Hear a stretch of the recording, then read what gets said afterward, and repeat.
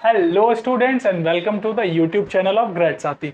और आज की वीडियो में मैं आपको सेकेंड यूनिट लेके आया हूं आपके लिए, that is constitutional values and fundamental unit की सेकेंड यूनिट कॉन्स्टिट्यूशनल वैल्यूज।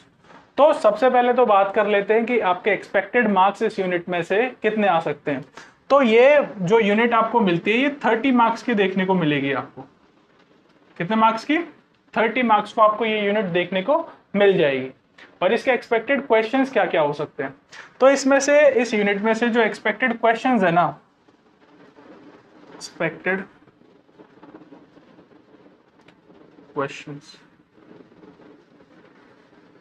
इसमें तो सबसे पहले जो हमने पिछले यूनिट में 4 हमारे कीवर्ड्स रह गए थे ना प्रीएम्बल के, सबसे पहले तो वो ही है। तो वो जो प्रीएम्बल के कीवर्ड्स हैं, कीवर्ड्स ऑफ प्रीएम्बल, सबसे पहले तो वो आपसे एक्सप्लेन करवा लेता है, बोलेगा कि आप एक्सप्लेन कर दो, किसी भी एक को एक्सप्लेन करने को बोलेगा। ठीक है। सेकंड, इसी यूनिट में आपको फंडामेंटल राइट्स दिए हुए हैं। फंडामेंटल राइट्स, फंडामेंटल राइट्स पे जैसे कि पिछले ईयर भी ना आर्टिकल आपसे 2-3 आर्टिकल पूछ लिए थे, जैसे कि आर्टिकल 14 आपसे पूछ लिया था, आर्टिकल 19 आपसे पूछ लिया था, आर्टिकल 21 पूछ लिया था।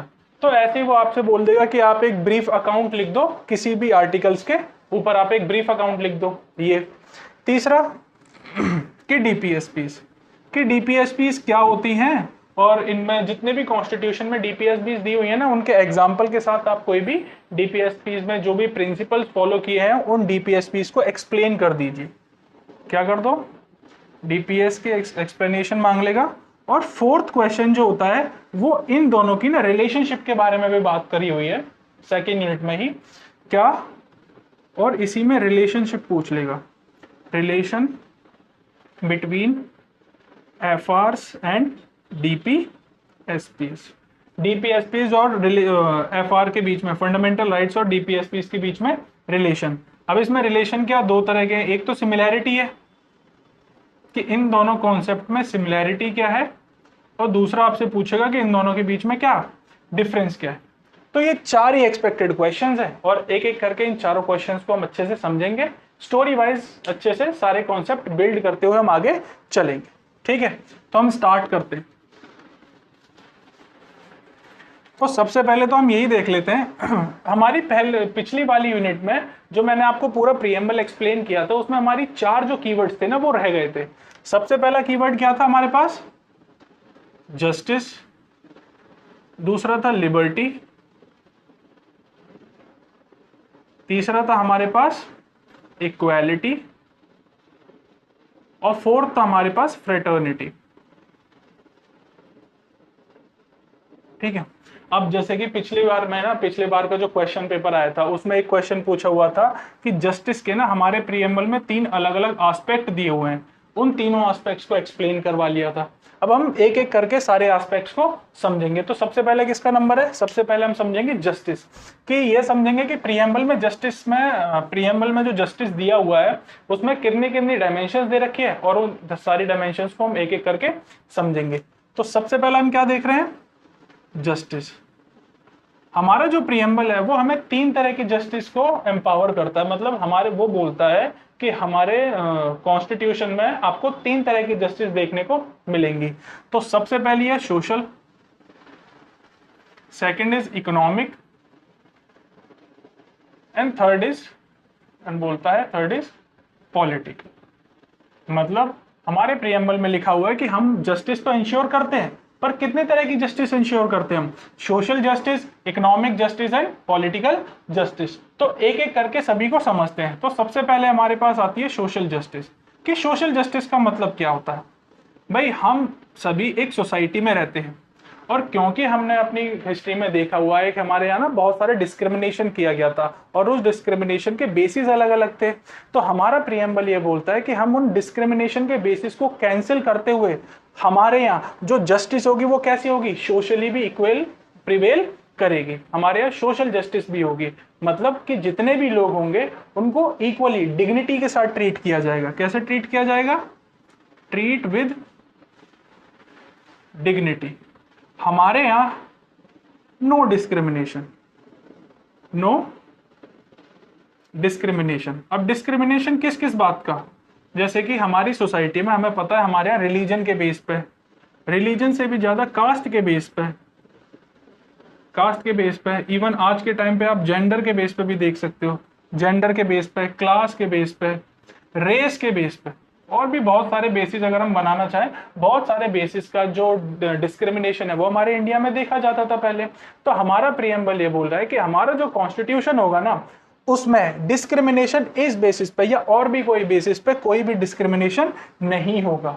हमारी जो सोसाइटी होगी वो कैसे, उस सोसाइटी में जितने भी इंडिविजुअल होंगे उनको कैसे ट्रीट किया जाएगा, डिग्निटी के साथ ट्रीट किया जाएगा। और इसी कॉन्सेप्ट को क्या बोला गया, सोशल जस्टिस बोला गया, कि हम जिस सोसाइटी में रह रहे हैं वहां पे सारे इंडिविजुअल्स कैसे होंगे, इक्वल होंगे, उनको सोशल जस्टिस मिलेगी। ठीक है, और ये प्रिंसिपल कहां पे देखने को मिलेगा, ये याद रखना कि हम प्रीएम्बल में जो कीवर्ड्स दिए गए हम उनको पढ़ रहे हैं। ठीक है ना, ये सारे प्रिंसिपल्स हमें कहां देखने को मिलेंगे, कॉन्स्टिट्यूशन में देखने को मिलेंगे। ठीक है ना। सेकंड आता है जो इसने एस्पेक्ट दिया हुआ है वो है इकोनॉमिक जस्टिस। कौन सा, इकोनॉमिक जस्टिस। हमारा प्रीएम्बल बोलता है कि हम सोशल जस्टिस के साथ साथ किसको भी ऐड करेंगे, इकोनॉमिक जस्टिस को भी ऐड करेंगे। मतलब इकोनॉमिक जस्टिस का मतलब होता है कि यहाँ पर जो वेल्थ का जो डिस्ट्रीब्यूशन है ना, वेल्थ डिस्ट्रीब्यूशन वो कैसा होगा, वो इक्वल होगा। यहाँ पे जो रिच पीपल, रिच और जो पुअर, ये जो गैप है, इस गैप को क्या करना है, उनको रिड्यूस करना है।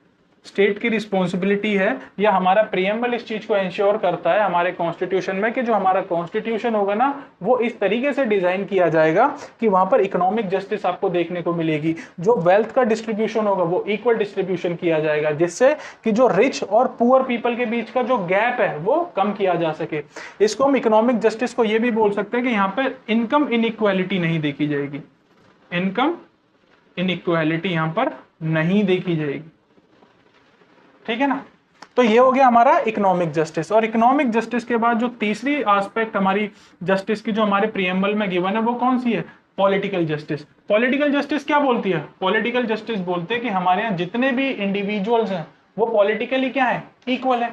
अब पॉलिटिकली इक्वल होने का मतलब क्या है कि हमारे यहाँ जितने भी सिटीजन है उनके पास क्या है, every citizen has right to vote. और सिर्फ सबसे पहले हमारे हर सिटीजन के पास क्या है, राइट टू वोट है। हमारे यहाँ के सारे सिटीजन है वो क्या कर सकते हैं, अपना मत दे सकते हैं। और मत देने के साथ साथ सारे सिटीजन है उनके पास पूरा राइट है कि वो हमारे कंट्री की गवर्नेंस में, किसमें, गवर्नेंस में भी इंक्लूड कर सकते हैं, गवर्नेंस में भी पार्टिसिपेट कर सकते हैं। अब गवर्नेंस में पार्टिसिपेट कैसे करेंगे, इलेक्शन लड़के। तो क्या इलेक्शन लड़ने की कुछ लिमिट्स हैं, हाँ बस हमारे यहाँ लिमिट सेट है। बस जो एक ही रिक्वायरमेंट हमारी होनी चाहिए, हमारे कॉन्स्टिट्यूशन ने एक ही रिक्वायरमेंट डाली पॉलिटिकल जस्टिस में गवर्नेंस को इंश्योर करने के लिए कि हर सिटीजन जो है वो गवर्नेंस में हमारी कंट्री के पार्टिसिपेट कर सके। दैट इज एक एज लिमिट मांगी, जैसे 25 ईयर्स हो गई, 30 ईयर्स हो गई। बट इस प्रिंसिपल को हमारे प्रीएम्बल में इंक्लूड किया गया कि हम पॉलिटिकल जस्टिस भी इंश्योर करेंगे। तो ये थे जो जस्टिस के हमारे यहाँ तीन अलग अलग डायमेंशंस में जस्टिस हमारा प्रीएम्बल इंश्योर करता है। इसके बाद हम दूसरा देखेंगे, जस्टिस के बाद दूसरा क्या था, लिबर्टी। हमारा प्रीएम्बल बोलता है कि हम जस्टिस के साथ क्या देंगे, लिबर्टी भी देंगे। अब लिबर्टी जो अब आप प्रीएम्बल में देखोगे ना तो आपको देखने को मिलेगा liberty of thought, expression, believe, faith and worship. हमारे प्रीएम्बल में जो लिबर्टी दी गई है ना वो लिबर्टी कितने हिस्सों में दी गई है, 5 अलग अलग तरीके से टाइप्स के लिबर्टी हमें दी गई है। सबसे पहला जो लिबर्टी है, लिबर्टी का मतलब क्या होता है, लिबर्टी का सिंपल मतलब होता है फ्रीडम। दैट हमारे पास क्या है, आजादी है, हमारे पास फ्रीडम है। किस किस चीज की आजादी है, हमारे पास थॉट्स की आजादी है, एक्सप्रेशन की आजादी है, बिलीफ, फेथ और वर्शिप। अभी जब हम इसको समझेंगे ना तो आप इन दोनों को एक साथ पढ़ेंगे, इन दोनों को कलेक्टिवली पढ़ा जाता है, और इन तीनों को, बिलीफ और फेथ और वर्शिप को, इन तीनों को कलेक्टिवली पढ़ा जाता है।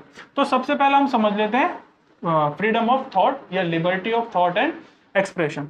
तो लिबर्टी ऑफ थॉट क्या बोलती है कि हमारे यहाँ जितने भी सिटीजन्स है ना, उनके पास इंडिपेंडेंट थिंकिंग करने का पूरा अधिकार है।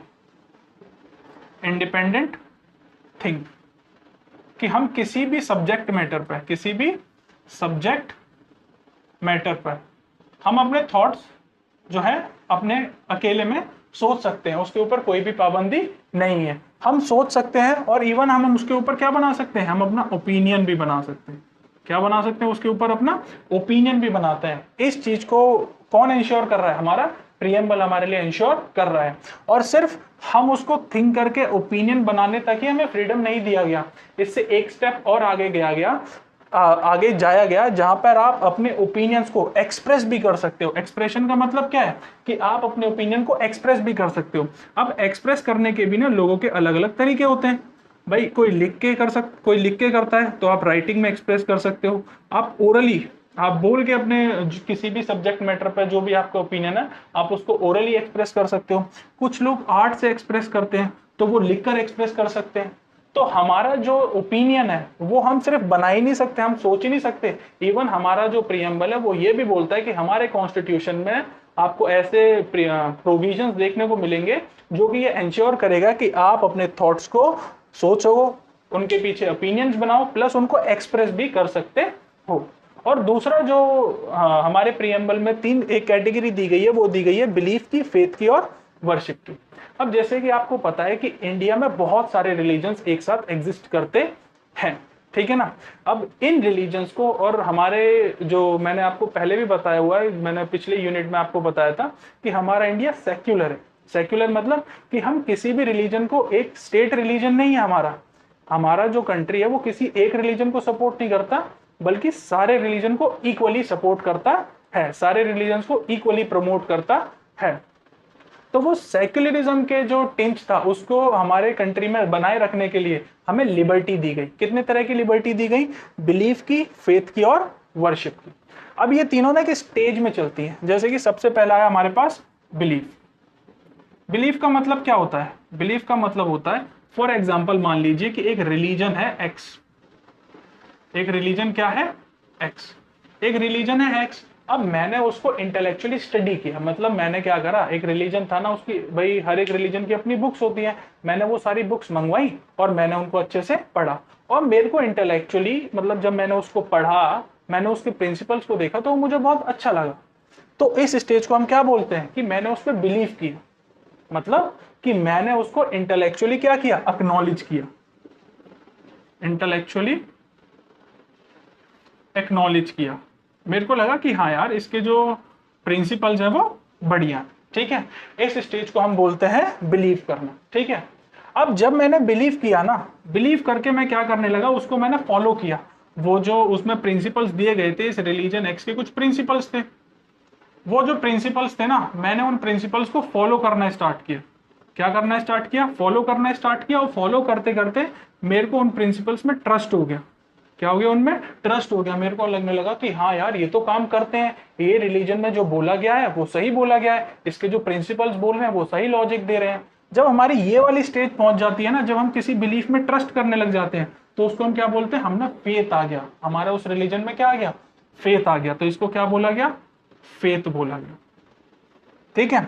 और उसके बाद जो तीसरी स्टेज आती है वो वर्शिप आती है, कि अब हम हमारी फेथ कैसे एक्सप्रेस करते हैं, हम अपनी फेथ को एक्सटर्नली कैसे एक्सप्रेस करते हैं, इंटरनली कैसे एक्सप्रेस करते हैं वो हमारा मामला है। पर एक्सटर्नली हम क्या करते हैं, हम पूजा पाठ करने लग जाते हैं, हम प्रेयर्स करने लग जाते हैं, हम अलग अलग तरह के जो है एक्सटर्नल प्रैक्टिसेस करने लग जाते हैं।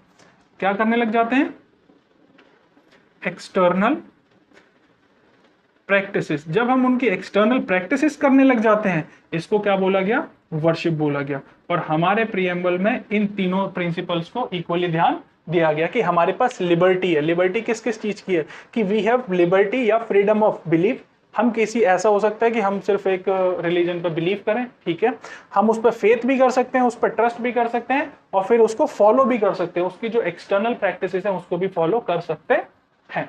तो ये क्या था हमारा लिबर्टी। इसके बाद जो नेक्स्ट आता है वो क्या आता है, इक्वालिटी। हमारे प्रीएम्बल में आप इक्वालिटी वाली लाइन देखोगे तो वो लिखा हुआ है, equality of equality of status and opportunity.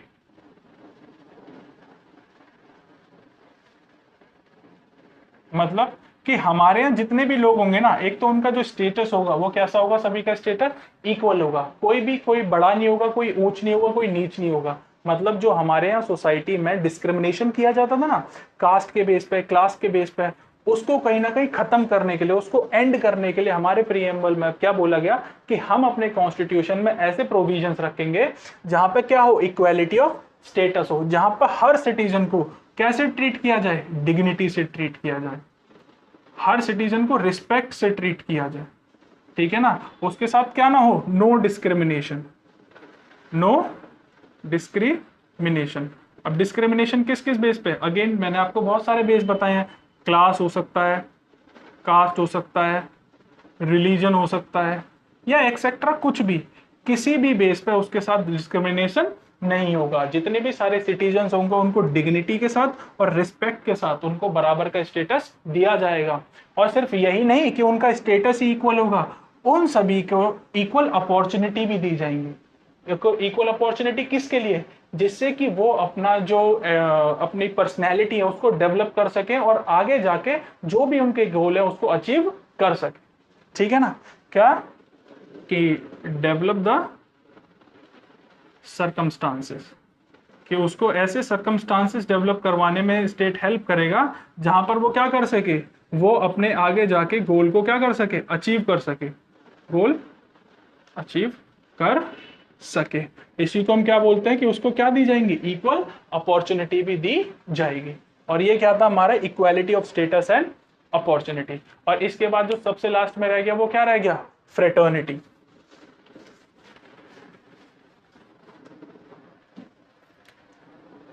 Fraternity क्या बोलता है, fraternity assuring the dignity of the individual, dignity of the individual and unity and integrity of the nation, of the nation। जो हमारे प्रीएम्बल में फ्रेटर्निटी वाला concept है ना, जो फ्रेटर्निटी वाली जो लाइन लिखी हुई है उसमें आपको तीन मेन कीवर्ड्स देखने को मिलेंगे। सबसे पहला क्या है, फ्रेटर्निटी, फ्रेटर्निटी इटसेल्फ।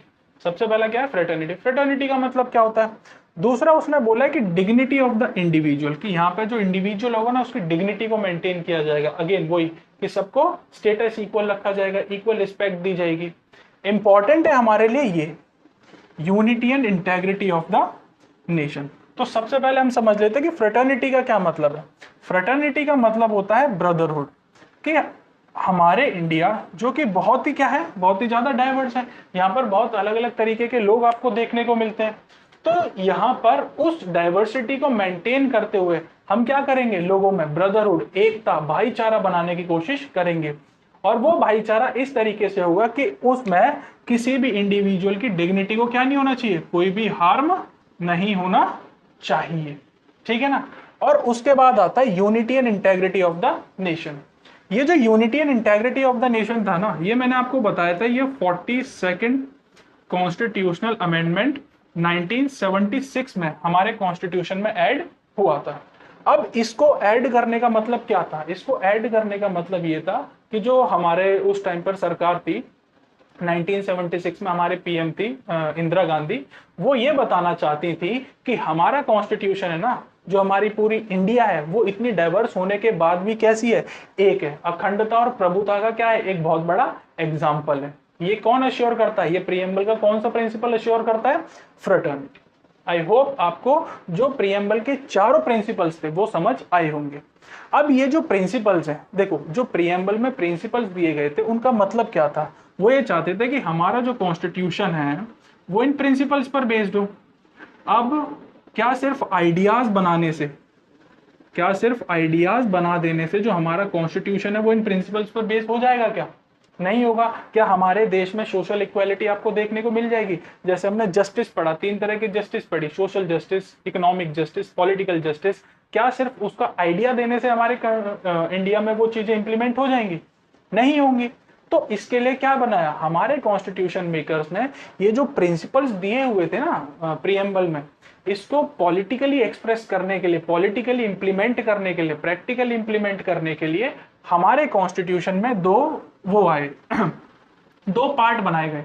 एक बनाया गया पार्ट थर्ड और एक बनाया गया पार्ट फोर्थ, जिसमें क्या किया गया, ये जो सारे प्रिंसिपल्स थे उनको इंप्लीमेंट किया गया। कैसे?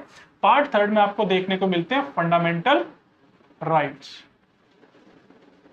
कुछ प्रिंसिपल्स को इंप्लीमेंट किया गया फंडामेंटल राइट्स की फॉर्म में और कुछ प्रिंसिपल्स को इंप्लीमेंट किया गया डीपीएसपीस की फॉर्म में। ठीक है ना? तो अब देखते हैं एक एक करके फंडामेंटल राइट्स और डीपीएसपीस क्या क्या है जो हमारे कॉन्स्टिट्यूशन में गिवन।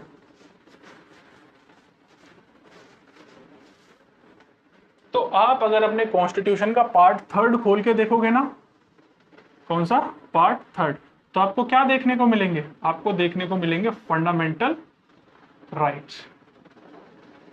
हमारे कॉन्स्टिट्यूशन में ना इनिशियली कितने फंडामेंटल राइट्स थे? मतलब ओरिजिनली हमारे पास थे 7 फंडामेंटल राइट्स। ठीक है ना? और नाउ प्रेजेंटली जब आपका पेपर देने जाएंगे, जब अपने पास कितने फंडामेंटल राइट्स थे? सिर्फ 6 फंडामेंटल राइट्स थे। इस बीच में जो एक फंडामेंटल राइट था ना हमारे पास, राइट टू प्रॉपर्टी, वो राइट टू प्रॉपर्टी कॉन्स्टिट्यूशन में फंडामेंटल राइट से हटा के क्या बना दिया गया था? इसे लीगल राइट बना दिया गया था। क्या बना दिया गया था? Legal right. आप कॉन्स्टिट्यूशन के आर्टिकल 300A में देखोगे ना, तो वहां पे आपको मिल जाएगा राइट टू प्रॉपर्टी। ये पहले क्या हुआ करता था? ये पहले फंडामेंटल राइट हुआ करता था, पर अभी ये क्या है हमारे पास? एज अ लीगल राइट हमारे पास अवेलेबल है। अब हमें क्या देखना है? जो हमारे पास फंडामेंटल राइट अवेलेबल है उनको देखना है कि वो कैसे हमारे प्रीएम्बल के प्रिंसिपल्स को फॉलो करते। ठीक है ना?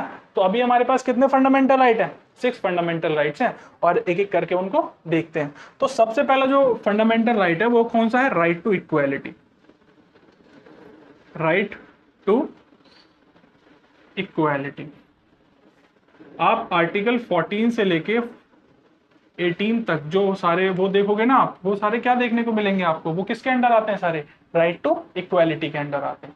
अब आपके पिछली जो पीवाईक्यूज में एक क्वेश्चन आया था, राइट टू इक्वालिटी से ही आया था कि हमारा जो कॉन्स्टिट्यूशन ना वो 2 तरह की इक्वालिटी, प्रीएम्बल वाली इक्वालिटी की बात नहीं कर रहे हम, यहाँ पे जो इक्वालिटी है वो 2 तरह के डायमेंशंस ऑफ इक्वालिटी पे बात करता है।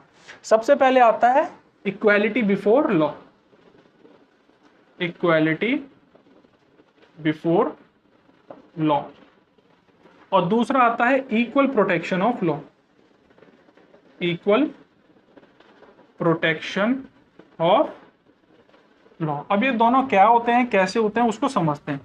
इक्वालिटी बिफोर लॉ, ये तो इस फ्रेज से इक्वल है कि जो भी है ना, इक्वालिटी मतलब लॉ के सामने सब कैसे हैं? इक्वल है। यहाँ पर कोई नहीं देखा जाएगा कि वो वुमेन है या मैन है, कोई डिस्क्रिमिनेशन नहीं किया जाएगा। ये भी डिस्क्रिमिनेशन नहीं किया जाएगा कि वो पॉलिटिकल टॉप एग्जीक्यूटिव है, जैसे वो प्रेसिडेंट है, प्राइम मिनिस्टर, एक ऑर्डिनरी सिटीजन है। सब लॉ के सामने क्या है? बराबर है, चाहे वो अमीर हो चाहे वो गरीब हो, सभी क्या है? इक्वल है। पर यहाँ पे मैं आपसे एक क्वेश्चन पूछना चाहता हूँ। वो क्वेश्चन ये है कि मान एक एग्जाम्पल लेते हैं। सबसे पहले मान लीजिए एक स्टूडेंट है ए और एक स्टूडेंट है बी।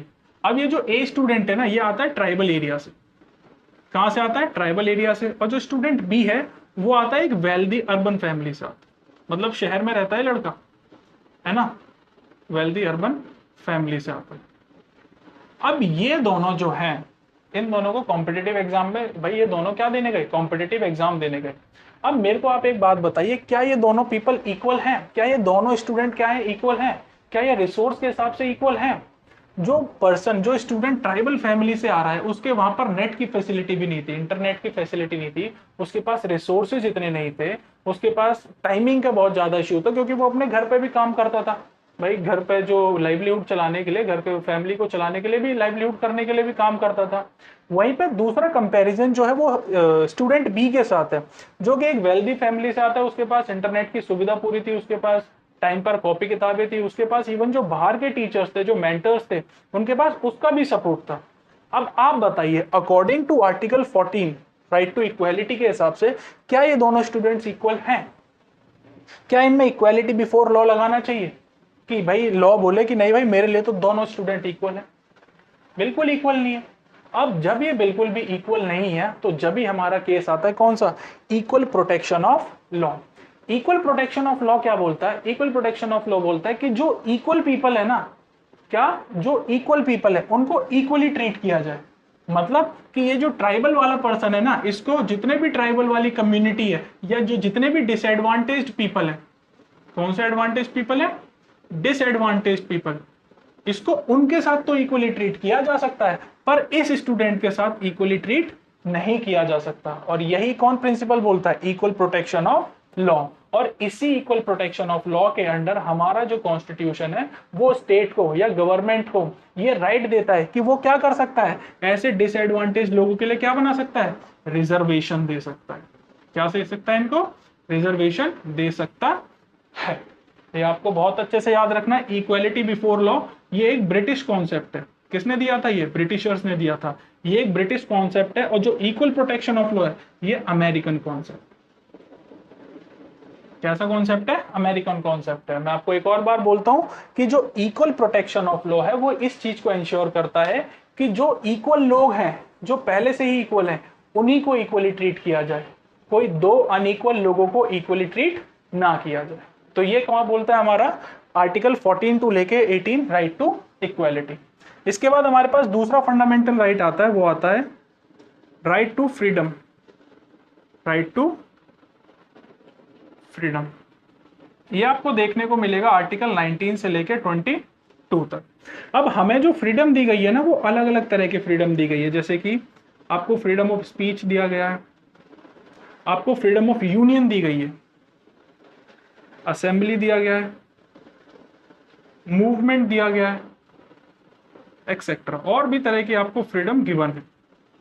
ये आपको कौन देता है? ये आर्टिकल 19 से लेकर 22 right to freedom of speech, union, assembly, movements. Again जो हमने पढ़ा था ना, liberty of thought and expression, same speech में भी वही सेम कॉन्सेप्ट है कि आप अपने इंडिपेंडेंटली सोच सकते हो, किसी भी सब्जेक्ट मैटर के ऊपर अपना ओपिनियन बना सकते हो, उसको एक्सप्रेस भी कर सकते हो। ठीक है, सेम आप कुछ लोगों की मिलकर यूनियन बना सकते हो, एक ग्रुप बना सकते हो।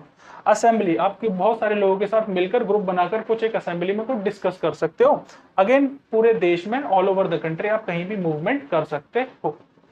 अब जब राइट टू फ्रीडम हम पढ़ते हैं ना, तो एक क्वेश्चन दिमाग में आता है। वो क्वेश्चन ये आता है कि आपने बहुत सारी जगह ऐसी देखी होंगी जहां पर जाने के लिए ना इंडियन गवर्नमेंट आपको मना कर देती।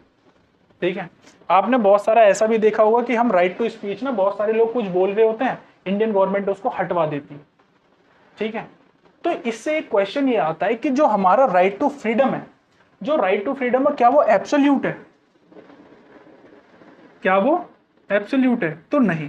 जो राइट टू फ्रीडम है वो बिल्कुल भी एब्सोल्यूट नहीं है। सिटीजन्स के ऊपर कुछ लिमिट लगाई गई, कुछ ऐसे कंस्ट्रेंट्स बताए गए कि आप इस लिमिट तक ही अपना राइट टू फ्रीडम एक्सरसाइज कर सकते हैं, इससे ऊपर नहीं कर सकते। या कुछ ऐसी सिचुएशंस बता दी गई कि जहां पर उनको बोलने से आप बचेंगे।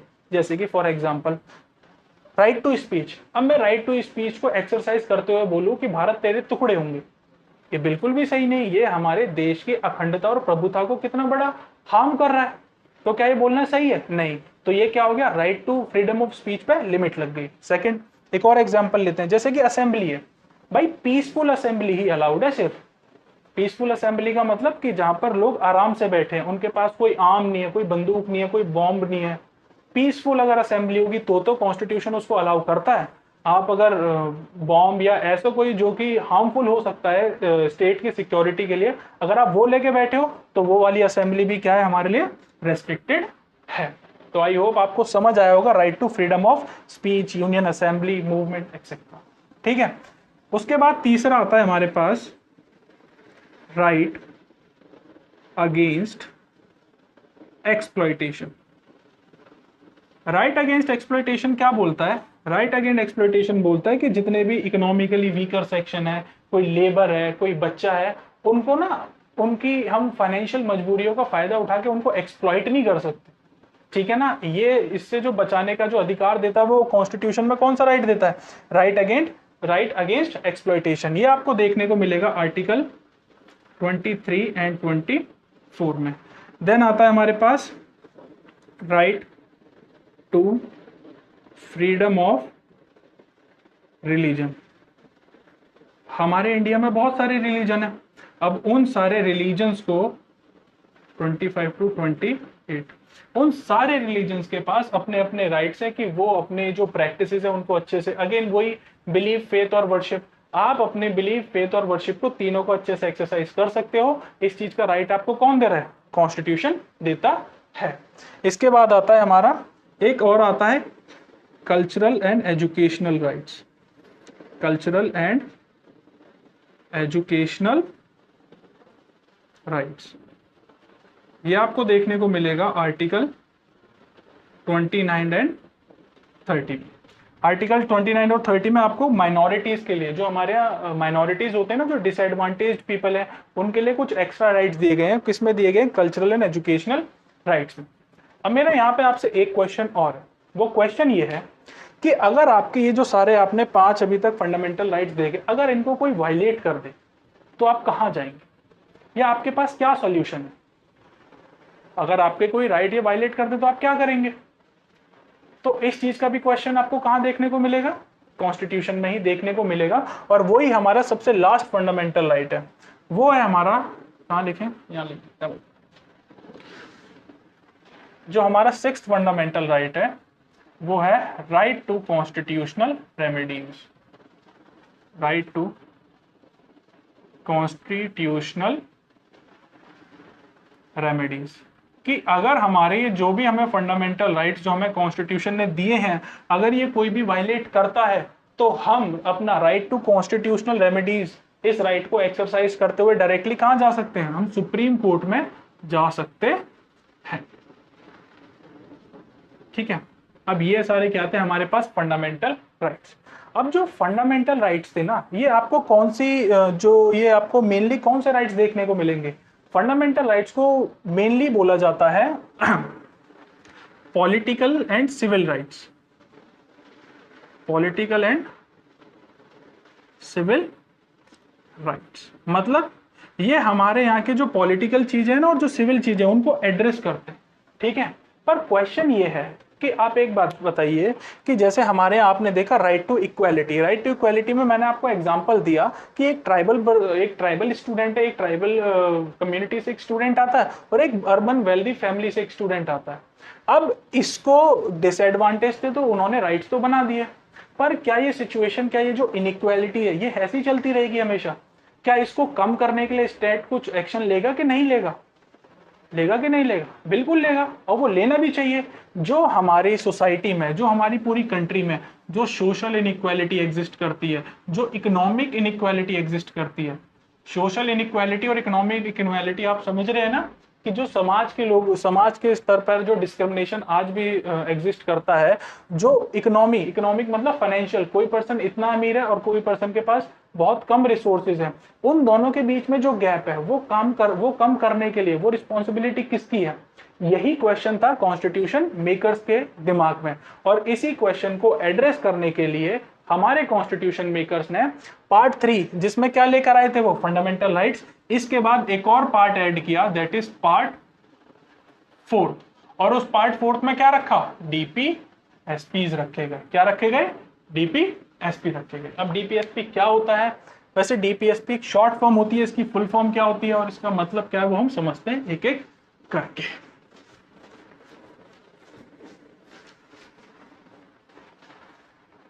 तो मैंने आपको क्या बोला कि जो फंडामेंटल राइट्स थे हमारे पास, क्या थे, जो फंडामेंटल राइट्स थे, ठीक है, ये किसको एड्रेस कर रहे थे, ये पॉलिटिकल एंड सिविल राइट्स थे। ये मेन पॉलिटिकल और सिविल जो नीड थी हमारी कंट्री की, उसको एड्रेस कर दिया किसने, फंडामेंटल राइट्स ने। ये किसमें थे, पार्ट 3 में, पार्ट 3। पर पार्ट 4 में जो हमारी कंट्री में सोशल एंड इकोनॉमिक इनइक्वालिटी थी, उसको एड्रेस करने के लिए हमारे कॉन्स्टिट्यूशन में क्या लेके आए गए, डीपीएसपीज आई गई। डीपीएसपीज की फुल फॉर्म क्या होती है, directive principles of state policy. Directive का मतलब क्या होता है, डायरेक्टिव का मतलब होता है गाइडलाइंस, समझ लीजिए आप, ठीक है ना। कि डीपीएसपीस क्या थी, सबसे पहले आपको इसका नीड समझ आता है कि ये कॉन्स्टिट्यूशन में क्यों लेके आई गई, कॉन्स्टिट्यूशन मेकर्स ने क्या सोचा डीपीएसपीस को कॉन्स्टिट्यूशन में इंक्लूड करने से पहले। तो उनका एक ही क्वेश्चन का आंसर देना था कि हमारा स्टेट है वो सोशल और इकोनॉमिक इनइक्वालिटीज को कैसे कम करेगा। तो उसी के लिए क्या लेके आएगी, डीपीएसपीस लेके आएगी। डीपीएसपीस की फुल फॉर्म क्या होती है, directive principle of state policy. मतलब कि जो कोई स्टेट पॉलिसी बनाएगा ना, हमारा स्टेट अलग अलग पॉलिसी बनाएगा, उन जो स्टेट पॉलिसी बनाएगा उसके लिए कुछ गाइडिंग प्रिंसिपल्स, कुछ गाइडलाइंस हमारे कॉन्स्टिट्यूशन ने हमारे कंट्री को दी। वो गाइडलाइंस क्या क्या थी और वो किस लिए थी, वो किस लिए थी कि भाई हमारे यहाँ क्या कम हो पाए, हमारे यहाँ जो सोशल और इकोनॉमिक इनइक्वालिटीज है वो कम हो पाए। और वो प्रिंसिपल्स क्या क्या थे वो समझते हैं। जैसे कि आप देखोगे तो सबसे पहला आपको देखने को मिलेगा सोशल जस्टिस, कि भाई आप कोई भी पॉलिसी बनाओ ना, हमारे कॉन्स्टिट्यूशन मेकर्स क्या बोल रहे थे स्टेट को अपनी पॉलिसी बनाने से पहले, वो बोल रहे थे कि आप कोई भी पॉलिसी बनाओ उसमें इस चीज को इंश्योर करो कि वहां पे उस पॉलिसी में सोशल जस्टिस हो। सोशल जस्टिस मतलब कि वहां पे सोसाइटी के लेवल पर कोई पर्सन एक दूसरे के साथ डिस्क्रिमिनेट ना कर पाए। आप उस पॉलिसी को इस तरीके से डिजाइन करो कि उसमें सोशल जस्टिस आपको देखने को मिले। आप उसमें और क्या चीज इंश्योर करो, आप उसमें इकोनॉमिक जस्टिस देखो, क्या देखो, इकोनॉमिक जस्टिस को इंश्योर करो, ठीक है। और ऐसी पॉलिसीज बनाओ जैसे कि अब बहुत सारे पुअर पीपल होते हैं, अब बहुत सारे पुअर पीपल होते हैं, वो जो लॉ सिस्टम होता है, जो पूरा लीगल जो मशीनरी है, जो पूरा लॉ सिस्टम हमारे इंडिया में काम करता है, उनके पास इतने पैसे भी नहीं होते कि वो हमारे यहाँ के जो कोर्ट में जा सके या कोर्ट के जो लॉयर्स होते हैं उनकी फीस भर सकें। तो हमारे कॉन्स्टिट्यूशनल मेकर्स ने क्या बोला कि आप डीपीएसपीज में इंक्लूड करो कि हम एक टाइम पर जाके फ्री लीगल एड देंगे। क्या देंगे, फ्री लीगल एड। और आज के टाइम पे ये दी भी जाती है। हमारे यहाँ एक प्रॉपर नालसा करके, NALSA, नालसा करके एक आप ऑर्गेनाइजेशन है, वो जितने भी गरीब लोग होते हैं वो यहाँ पर जाके एक फ्री लीगल एड के लिए अप्लाई कर सकते हैं। और भी है, जैसे कि हमारे यहाँ पंचायती राज का एस्टेब्लिशमेंट होना, पंचायती राज का एस्टेब्लिशमेंट होना, कि भाई जो गांव के लोग हैं, जो कस्बे के लोग हैं, या जो ग्रास रूट डेमोक्रेसी जो इसको हमारे यहाँ बोला जाता है, जो लोकल लेवल पर है, उन लोगों का भी जो कंट्री में पार्टिसिपेशन इक्वल हो, गवर्नेंस इक्वल हो। तो आप क्या लेके आओ, पंचायती राज सिस्टम लेके आओ। और जो हमारे यहाँ एजुकेशन में इनइक्वालिटी एग्जिस्ट करती है, तो आप क्या करो, अपनी स्टेट पॉलिसी में कौन से प्रिंसिपल को भी इंक्लूड करो, एजुकेशन को इंक्लूड करो, चाइल्ड केयर को भी इंक्लूड करो। चाइल्ड केयर मतलब कि हमारे यहाँ बहुत सारे ऐसे गरीब लोग रहते हैं जो अपने बच्चे की देखरेख सही से नहीं कर पाते, तो उसके लिए भी जो सारे अरेंजमेंट्स करेंगे वो कौन करेगी, वो स्टेट गवर्नमेंट, वो सॉरी स्टेट करेगी, not state government. That is ये किसकी रिस्पॉन्सिबिलिटी होगी, ऑल ओवर कंट्री की जितनी भी गवर्नमेंट होंगी सबकी ये रिस्पॉन्सिबिलिटी होगी। और जैसे कि जो सोशली बैकवर्ड पीपल हैं, सोशली बैकवर्ड पीपल के लिए लॉज बनाओ, प्रोग्राम्स बनाओ, वो कौन बनाएगा, वो भी स्टेट बनाएगा। जैसे कि सोशली बैकवर्ड हो गए हमारे पास, SCs हो गए, STs हो गए, मैंने भी आपको एग्जांपल दिया था, जो ट्राइबल पीपल हो गए, जो डिसएडवांटेज्ड पीपल हो गए, जिनके साथ हिस्ट्री में बहुत ज्यादा जो है गलत तरीके से व्यवहार किया गया, उनको डिस्क्रिमिनेशन बहुत ज्यादा फेस करना पड़ा, उन सब के लिए जो सोशली बैकवर्ड पीपल है उनके लिए ऐसे प्रोग्राम्स लेकर आना, ऐसी स्कीम्स लेकर आना जिससे कि हम उनको ऊपर बढ़ा सकें।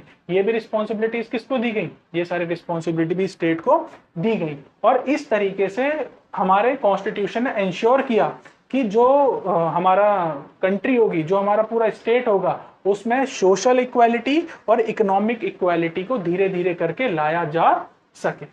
अब जो आपका नेक्स्ट क्वेश्चन जो आपके पेपर में बनता है वो ये बनता है कि फंडामेंटल राइट्स और डीपीएसपीज में डिफरेंस क्या होता है या रिलेशनशिप क्या होता है, ठीक है ना। अब हम ये समझेंगे। तो फंडामेंटल राइट और डीपीएसपीज के बीच का हमें क्या समझना है, डिफरेंस समझना है, रिलेशन समझना है। उसमें भी सबसे पहले हम समझेंगे कि इन दोनों में कॉमन चीज क्या होती है।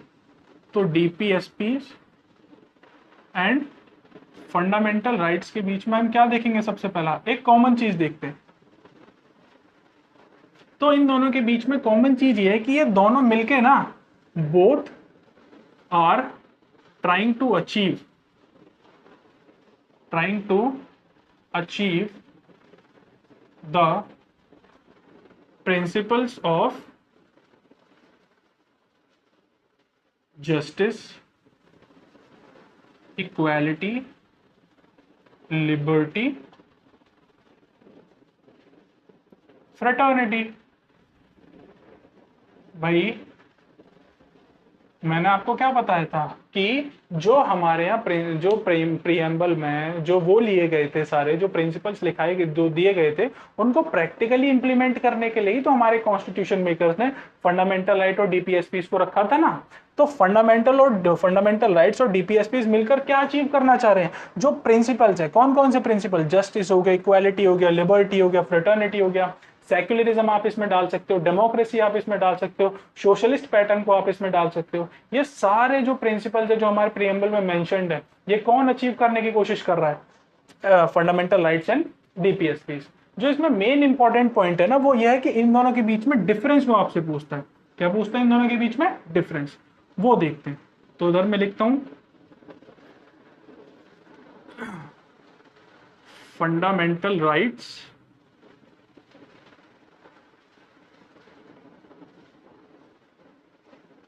और इधर देखते हैं हम डीपीएसपीस।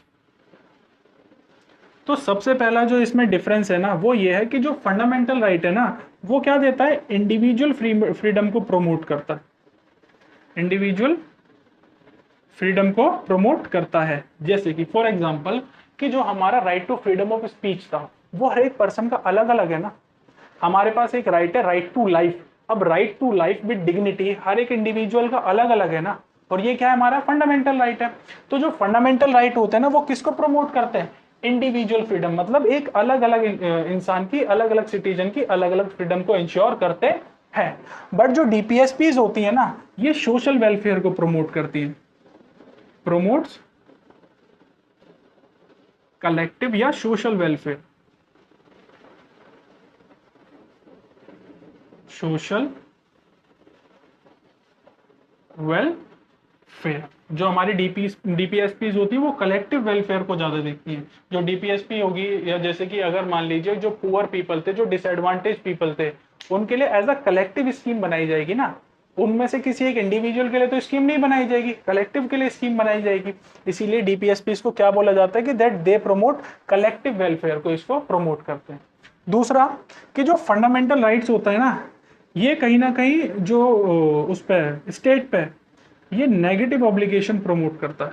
क्या करता है, नेगेटिव ऑब्लिगेशन। नेगेटिव ऑब्लिगेशन का मतलब आप इसको समझ सकते हैं कि स्टेट को बोलता है don't do, you can not do this. मतलब कॉन्स्टिट्यूशन मेकर्स ने जो हमारे फंडामेंटल राइट्स दिए हैं, वहां पर स्टेट पे कुछ लिमिट लगा दी है कि आप किसी भी सिटीजन का राइट टू इक्वालिटी नहीं छीन सकते, आप किसी भी सिटीजन का राइट टू लाइफ नहीं छीन सकते। तो ये क्या कर रहा है, कॉन्स्टिट्यूशन या फंडामेंटल राइट है, वो स्टेट को क्या कर रहे हैं, रोक रहे हैं ना किसी ना किसी तरीके से। तो हम इसीलिए क्या बोलते हैं कि जो फंडामेंटल राइट है ना, वो नेगेटिव ऑब्लिगेशन प्रमोट करते हैं, किसके ऊपर, स्टेट के ऊपर। और वहीं पे जो डीपीएसपी होता है वो पॉजिटिव ऑब्लिगेशन प्रमोट करते हैं। कैसे, क्या करते हैं ये, पॉजिटिव ऑब्लिगेशन। मतलब ये क्या करते हैं, डीपीएसपीज प्रमोट करते हैं स्टेट को, क्या करके कि डू दिस, मतलब आप वेलफेयर के लिए ये प्रोग्राम लेके आइए, आप सोशली डिसएडवांटेज लोगों के लिए ये प्रोग्राम लेकर आइए, जो एजुकेशनली जो बैकवर्ड पीपल है आप उनके लिए ये प्रोग्राम लेकर आइए। तो डीपीएसपीज क्या करती हैं, स्टेट को प्रमोट कर रही हैं, उनको क्या कर रही हैं, ऑब्लिगेट कर रही हैं कि आप ये काम करिए। और वहीं पे जो फंडामेंटल राइट्स है वो क्या करते हैं, उनको रोकते हैं कि आप ये काम नहीं कर सकते। तीसरा जो इसके बीच में डिफरेंस है वो ये है जस्टिसिएबल, कि अगर आपका कोई भी पर्सन फंडामेंटल राइट को वायलेट कर सकता है तो आप कहां जा सकते हैं, आप कोर्ट में जा सकते हैं, उसके लिए न्याय मांग सकते हैं, जस्टिस की डिमांड कर सकते हैं।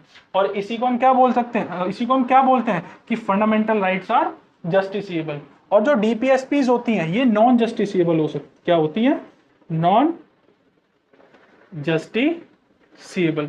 नॉन जस्टिसिएबल का मतलब क्या है कि अगर मान लीजिए डीपीएसपीज में जो भी चीजें लिखी गई हैं, जो भी सब्जेक्ट मैटर लिखा गया है, अगर उनको गवर्नमेंट फुलफिल नहीं कर रही है तो आप ये कोर्ट में नहीं बोल सकते कि हम गवर्नमेंट के ऊपर केस कर रहे हैं कि वो अपने डीपीएसपीज को फुलफिल नहीं कर रही। क्यों? क्योंकि वो कैसी हैं, उनका नेचर कैसा है डीपीएसपीज का, दे आर नॉन जस्टिसिएबल। और आज का हमारा इसका लास्ट पॉइंट, जो उसी से हमारा जो लेक्चर है वो भी कंक्लूड होगा, वो ये है कि जो फंडामेंटल राइट है ना, ये हमारे देश में पॉलिटिकल डेमोक्रेसी को प्रमोट करता है। किसको करता है? पॉलिटिकल डेमोक्रेसी को स्टेब्लिश करने की बात कौन करता है, या उसको कौन प्रमोट करता है? हमारे फंडामेंटल राइट्स। और जो डीपीएसपीज होती हैं वो किसको प्रमोट करती हैं? Social and economic democracy. Social और इकोनॉमिक डेमोक्रेसी को कौन प्रमोट करता है? हमारी डीपीएसपीज प्रमोट करती हैं। तो आई होप आपको समझ आया होगा कि कैसे हमारे प्रीएम्बल के कीवर्ड्स को इंप्लीमेंट किया गया, प्रैक्टिकली इंप्लीमेंट किया गया हमारे कॉन्स्टिट्यूशन में in the form of fundamental rights and DPSPs, और उन दोनों के बीच में क्या रिलेशन होता है, उनके बीच में क्या कॉमनैलिटी होती है, और उन दोनों के बीच में क्या डिफरेंस होता है। अगर आपको आज का वीडियो अच्छा लगा हो तो आप चैनल को सब्सक्राइब कीजिएगा, वीडियो को लाइक कीजिएगा, और अगर आपको कोई कॉन्सेप्ट नहीं समझ आया तो आप कमेंट करिएगा। Thank you.